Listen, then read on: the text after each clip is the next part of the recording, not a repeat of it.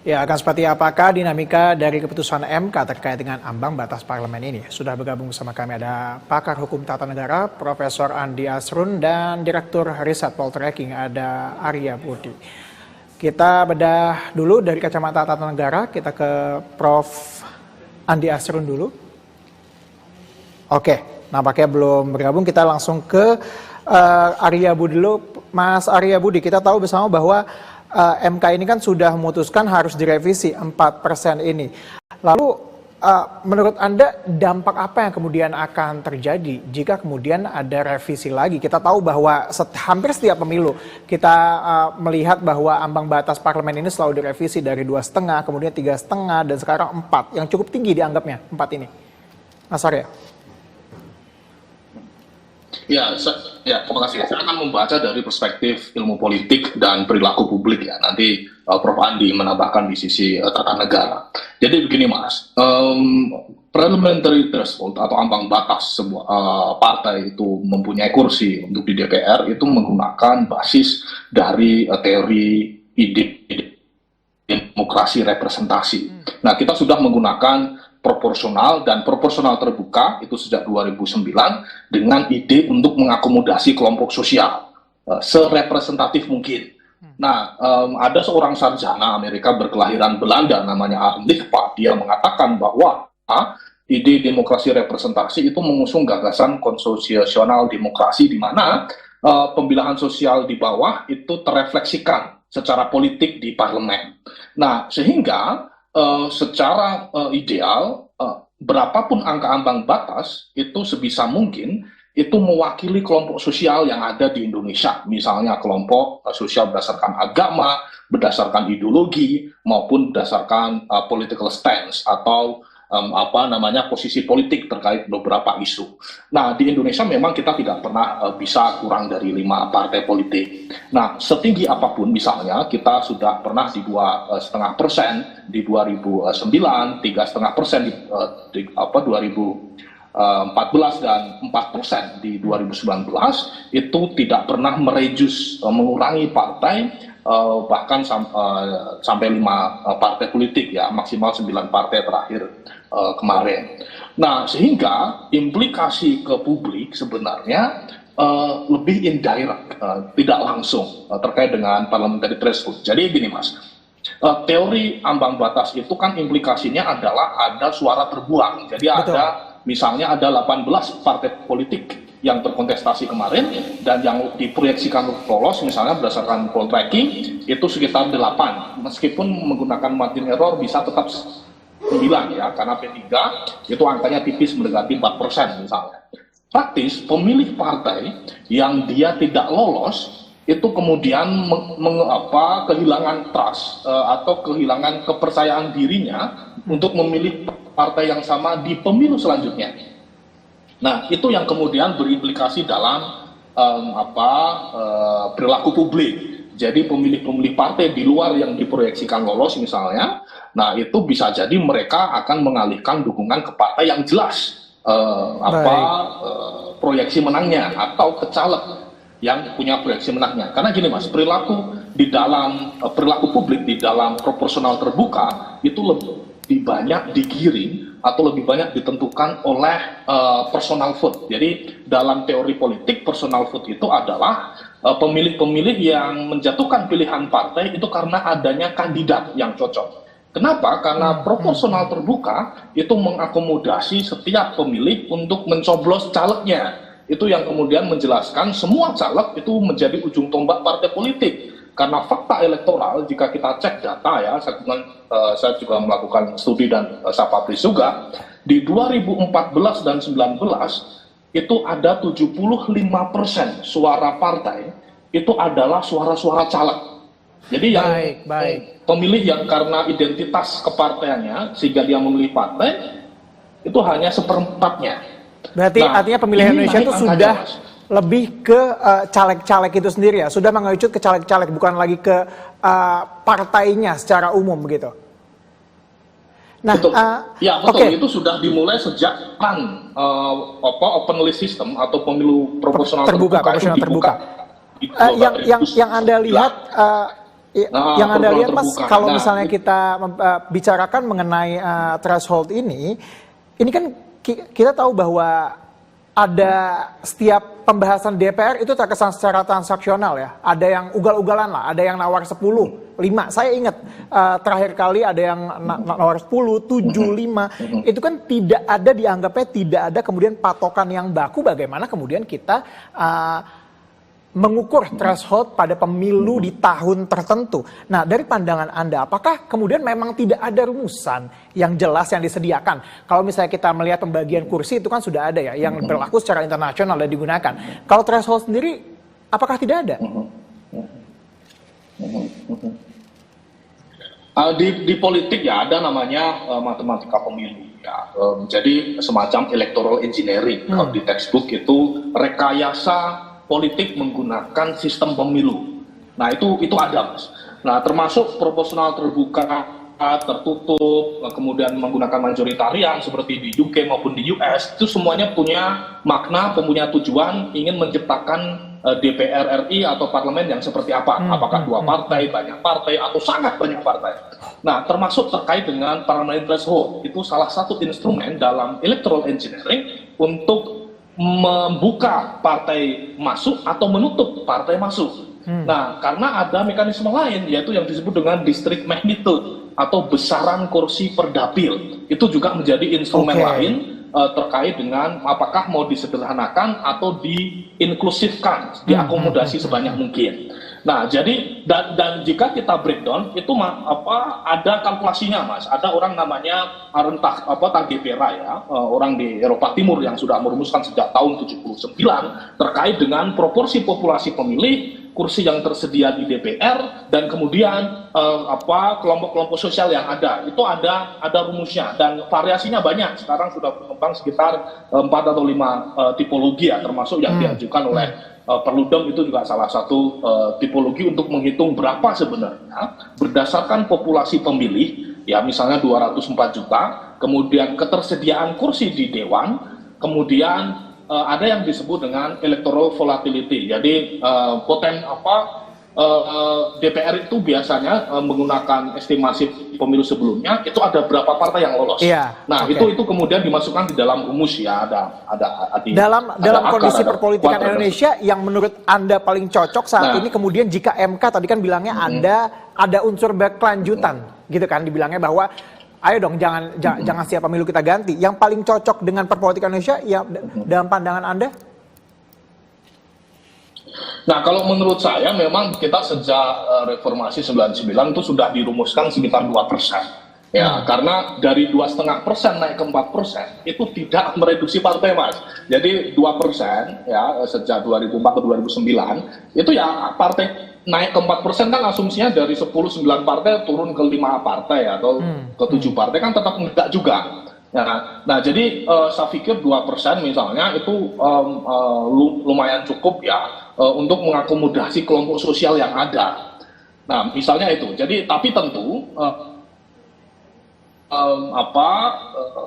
rumus terkait metode terkait keputusan sistem pemilu termasuk threshold yang sangat ditentukan oleh kontestasi di Dewan. Karena gini tadi Mas Tejar mengatakan ada partai mengusulkan 7%, 10%, itu kan namanya disebut dengan electoral politics. Jadi politik yang dibangun untuk menciptakan kontestasi gitu. Jadi politik dalam menciptakan panggung kontestasi itu seperti apa sih panggungnya? Nah, itu partai besar pasti akan punya kecenderungan mengusulkan threshold yang tinggi. Karena mereka berharap bahwa tidak ada kontestan baru yang masuk. Sementara partai menengah atau partai kecil tentu mendorong threshold yang mediocre atau justru sangat rendah karena mereka ingin terakomodasi kelompok sosialnya, kepentingan politiknya dan seterusnya. Nah, jadi kontestasi antara partai besar dan partai kecil dan partai kecil ini yang kemudian akan menentukan nanti threshold akan berakhir berapa persen karena MK mengatakan kondisional gitu, bersyarat. Karena meskipun 4% batal, tapi kan berapa tepatnya belum tahu, tergantung nanti DPR terpilih merumuskan mau berapa persen. Nah, tarikannya adalah tarikannya adalah antara partai-partai yang sudah mapan dengan partai-partai yang menengah ke bawah. Menengah ke bawah. Oke. Kita langsung tanya ke Prof. Andi terkait dengan hal ini. Prof. Andi sudah bergabung sama kita, Prof? Ya. Oke, Prof, ini kan kita tahu bahwa MK ini kan meminta 4% itu kemudian untuk direvisi ya di tingkat pemerintah dan juga DPR. Kita tahu salah satu gugatan Perludem adalah terkait dengan tidak adanya formulasi yang jelas terkait dengan ambang batas parlemen. Tanggapan Anda terkait dengan hal ini gimana nih, Prof? Pertama gini ya, saya kira putusan MK itu tidak bisa diberlakukan untuk saat sekarang ya. Putusan MK itu selalu berlaku prospektif ke depan, tidak bisa retroaktif. Artinya apa yang terjadi dengan pemilu 2004 itu ya sudah begitu saja, harus diterima, ya kan? Kemudian yang kedua, saya bisa paham itu logikanya. Kalau seandainya orang sudah berjuang mati-matian, habis-habisan, kemudian secara suaranya kemudian hilang ya, karena tidak masuk Senayan karena partainya tidak memenuhi ambang batas 4% itu. Nah, tapi di balik logika itu semua, saya kira yang harus dibangun adalah suatu partai yang punya representasi di parlemen. Dia harus punya praksi. Ukurannya itu menurut saya harus punya praksi di DPR ya. Kalau tidak ada ambang batas, itu kacau juga ya. Buat saya malah justru yang paling krusial itu adalah ambang batas presidensial atau presidential threshold, itu yang paling mendasar. Itu yang harus dirubah ya.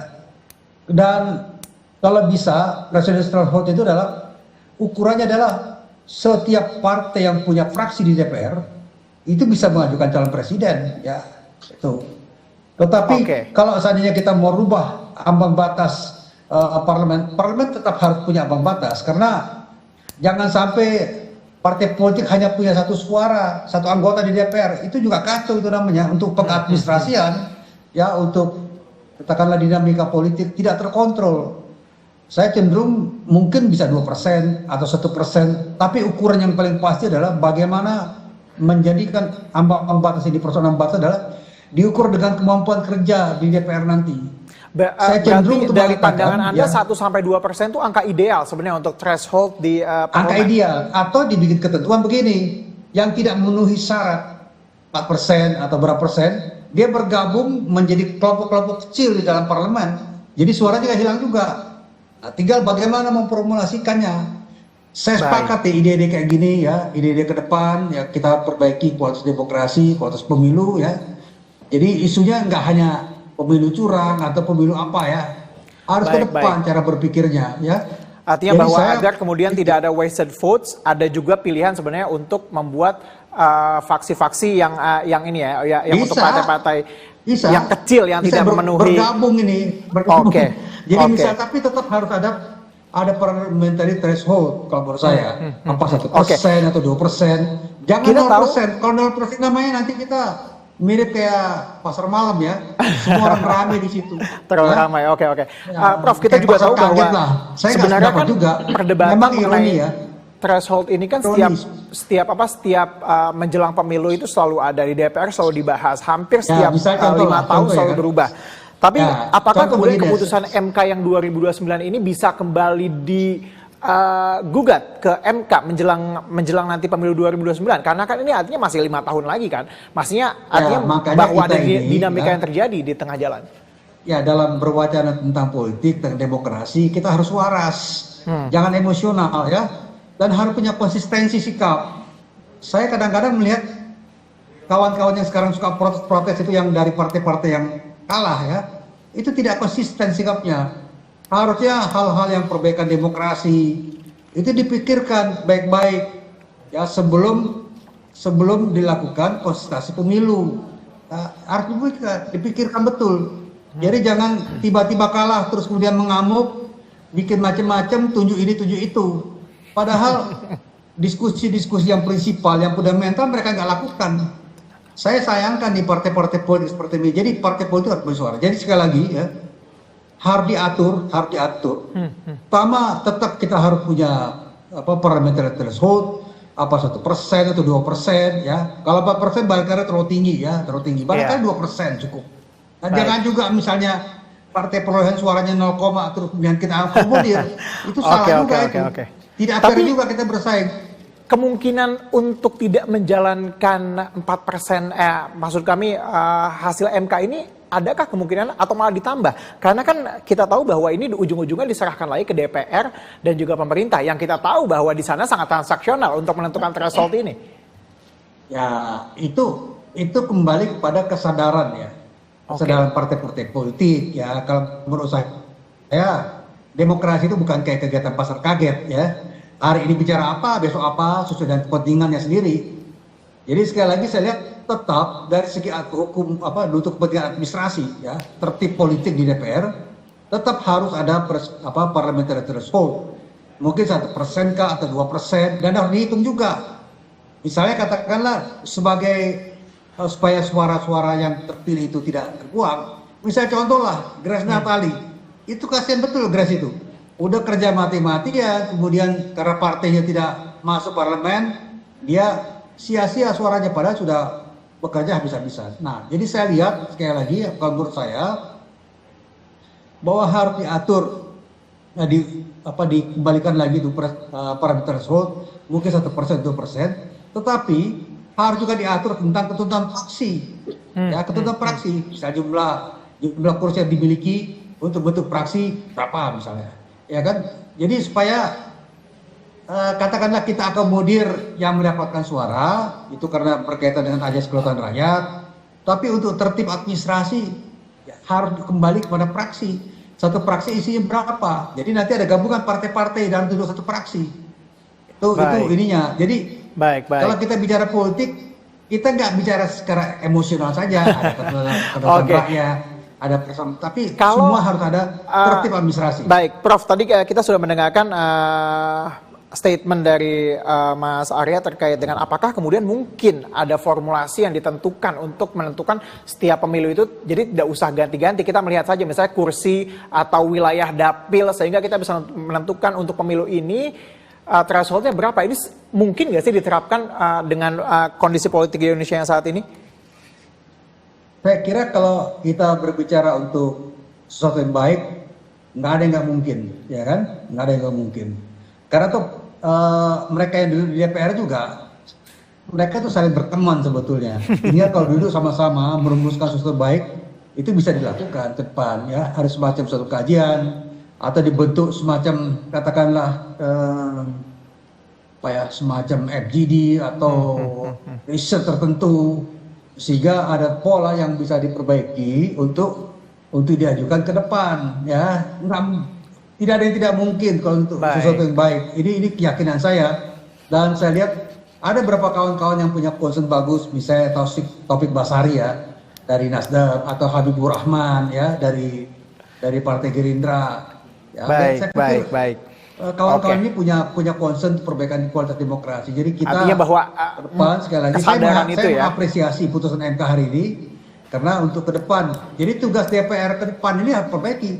Bukan hanya parameter threshold, tapi juga ini undang-undang pemilu yang harus diperbaiki, ya, supaya kita berjalan lebih baik ke depan. Ya, kalau saya pendapat saya sih, saya optimis saja tentang hal-hal baik ini.